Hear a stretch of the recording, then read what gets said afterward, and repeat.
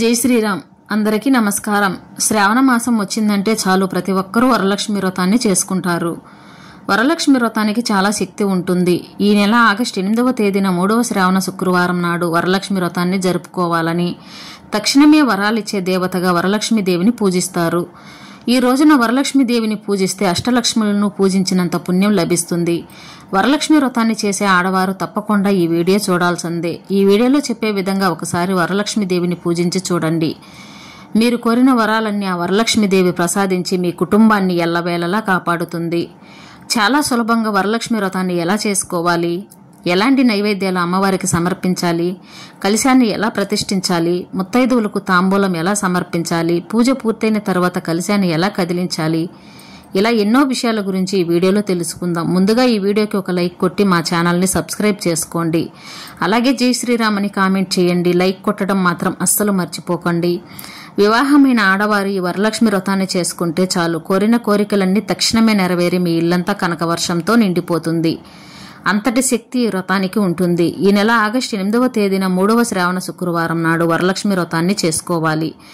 ఈ రోజున వరలక్ష్మి వ్రతాన్ని చేయడం వీలు కాకపోతే తర్వాత వచ్చే శుక్రవారంలో కూడా ఈ వ్రతాన్ని చేసుకోవచ్చు.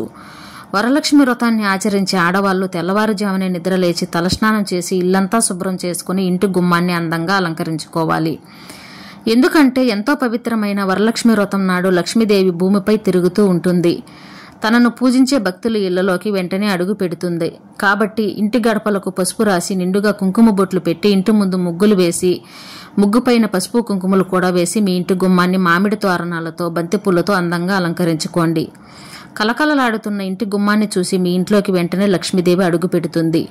మీరు చేసే పూజలన్నీ మనసారా స్వీకరించి మీ ఇల్లంతా అష్టనిధులతో నింపేస్తుంది. ఇక వరలక్ష్మి వ్రతాన్ని చేసే ఆడవాళ్లు పట్టు వస్త్రాలు ధరించి కాళ్లకు పసుపు రాసుకుని కుంకుమ బొట్టు పెట్టుకుని లక్ష్మీదేవిలాగా తయారవ్వాలి. పూజ చేసే స్త్రీలు తప్పనిసరిగా పసుపు రంగు చీరను కానీ, ఆకుపచ్చ రంగు చీరను కానీ, గులాబీ రంగు చీరను కానీ ధరించాలి.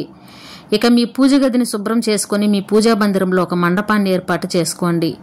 మండపం చేయలేని వారు ఒక పీటను ఏర్పాటు చేసుకుని పీఠం పైన ఒక ఎర్రటి వస్త్రాన్ని పరిచి ఆ వస్త్రం పైన కొన్ని బియ్యం పోసి బియ్యం పైన కలశాన్ని ప్రతిష్ఠించుకోవాలి.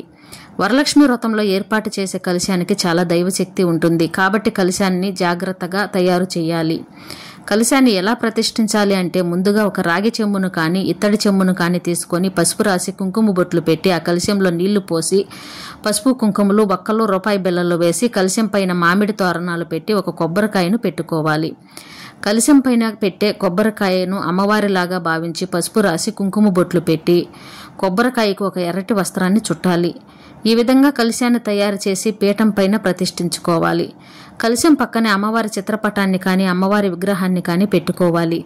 కొన్ని అక్షింతలను తయారు చేసుకుని అమ్మవారి ముందు పెట్టుకోండి. అలాగే పసుపుతో గణపతిని తయారు చేసి తమలపాకు పైన గణపతిని ప్రతిష్ఠించి కుంకుమ బొట్లు పెట్టి మీరు చేసే వ్రతంలో ఎలాంటి అడ్డంకులు ఏర్పడకుండా ఈ వరలక్ష్మి వ్రతం బాగా జరిగేలా చూడమని పసుపు గణపతికి నమస్కారం చేసుకోవాలి. వరలక్ష్మి వ్రతాన్ని ప్రారంభించే ముందు చేతికి కట్టుకునే తోరణాన్ని తయారు చేసుకోవాలి. ఒక తెల్లటి దారాన్ని 5 పోగులుగా తీసుకొని పసుపు రాయాలి. ఆ దారానికి పూలు కట్టి తోరణాలను తయారు చేసుకుని అమ్మవారి దగ్గర పెట్టుకోవాలి.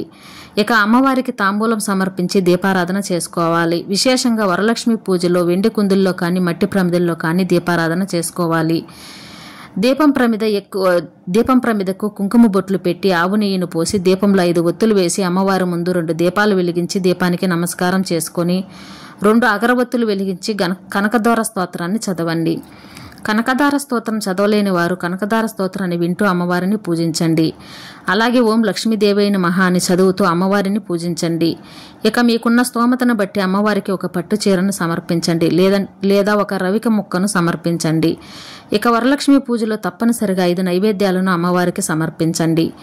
పులిహోర, నానబెట్టిన శనగలు, పాలతో చేసిన పరమాన్నం, గారెలు, చలివిడి, బెల్లం పానకం, వడపప్పు, బూరెలు ఇలా 5 రకాల నైవేద్యాలను అమ్మవారికి నివేదించాలి. అమ్మవారి ముందే నైవేద్యాలను పెట్టి నైవేద్యం చుట్టూ నీళ్ల చిలకరించి అమ్మవారికి నమస్కారం చేసుకోండి. ఇక చివరగా వరలక్ష్మి వ్రత కథను చదివి అమ్మవారికి మంగళహారతిని సమర్పించి పూజలో పెట్టిన తోరణాన్ని తీసి మీ కుడి చేతికి కట్టుకొని మీ వ్రతాన్ని ముగించుకోవాలి. వరలక్ష్మి వ్రత కథను చదవలేని వారు ఆ కథను విన్నా సరిపోతుంది. వరలక్ష్మి వ్రత కథ వింటే మీరు చేసే మీరు చేసిన వ్రతానికి సంపూర్ణ పుణ్య ఫలితం లభిస్తుంది. అష్టలక్ష్ముల ఆశీర్వాదం కలుగుతుంది. ఈ విధంగా ఇంట్లో వ్రతాన్ని పూర్తి చేసుకుని మీ ఇంటి ముత్తైదువులకు పిలిచి వాయినం అందించాలి. కనీసం 5 ముత్తైదువులనైనా పిలిచి కాళ్లకు పసుపు రాసి కుంకుమ బొట్టు పెట్టి ముత్తైదువులకు వాయినంగా పసుపు కుంకుమలు, నానబెట్టిన శనగలు, అరటి పండ్లతో తాంబూలం ఇచ్చి వాయినం అందించాలి. మీ ఇంటికి వచ్చిన ముత్తైదువులను మహాలక్ష్మీదేవితో సమానం కాబట్టి ముత్తైదువులకు వాయినమిచ్చిన మీ పూజలో అమ్మవారికి నివేదించిన నైవేద్యాలను మీ ఇంటికి వచ్చిన ముత్తైదువులందరికీ ప్రసాదంగా పంచిపెట్టండి. పూజ చేసిన ఆడవారు కూడా అమ్మవారికి పెట్టిన నైవేద్యాన్ని తినేయాలి. ఇక ఈ వరలక్ష్మీదేవి వ్రతాన్ని చేసిన ఆడవారు తప్పనిసరిగా రోజంతా ఉపవాసం ఉండాలి. మధ్యాహ్న సమయంలో నిద్రపోకూడదు. ఇక సాయంత్రం సూర్యుడు అస్తమించిన తర్వాత సాయంత్రం మళ్ళీ తలస్నానం చేసి అమ్మవారి ముందు ఒక దీపం వెలిగించి అమ్మవారికి హారతి ఇచ్చి పూజలో పెట్టిన కలశాన్ని కదిలించాలి. కలశం పైన ఉన్న కొబ్బరికాయను తీసి అమ్మవారికి నమస్కారం చేసి పగలగొట్టండి. ఆ కొబ్బరికాయను మీ కుటుంబం అంతా ప్రసాదంగా స్వీకరించాలి. కలశంలో ఉన్న నీటిని ఇల్లంతా చల్లుకొని మిగిలిన నీటిని మొక్కలకు పోయండి. ఇక కలశం కింద పెట్టిన బియ్యాన్ని అన్నంలాగా వండుకోవచ్చు లేదా పరమాన్నం తయారు చేసుకోండి. ఇక కలశాన్ని అలంకరించిన పూలను అలాగే ఆకులను జాగ్రత్తగా తీసి ఏదైనా చెట్టు దగ్గర కానీ ప్రవహించే నదిలో కానీ వేయండి. ఆడవారు ఉదయం అంతా ఉపవాసం ఉండి సాయంత్రం ఉపవాసాన్ని విరమించి భోజనం చేయవచ్చు. ఎంతో మహిమగల ఈ వరలక్ష్మి వ్రతం ఆడవారి సౌభాగ్యానికి, ఐశ్వర్యానికి సంకేతం. ఇలా ఈ వరలక్ష్మి వ్రతం రోజు ఇలాంటి విధి విధానాలన్నీ కూడా పాటించి ఆ వరలక్ష్మీదేవి అనుగ్రహానికి అందరూ పాత్రులవ్వాలని మనస్ఫూర్తిగా కోరుకుంటూ జై శ్రీరామ్.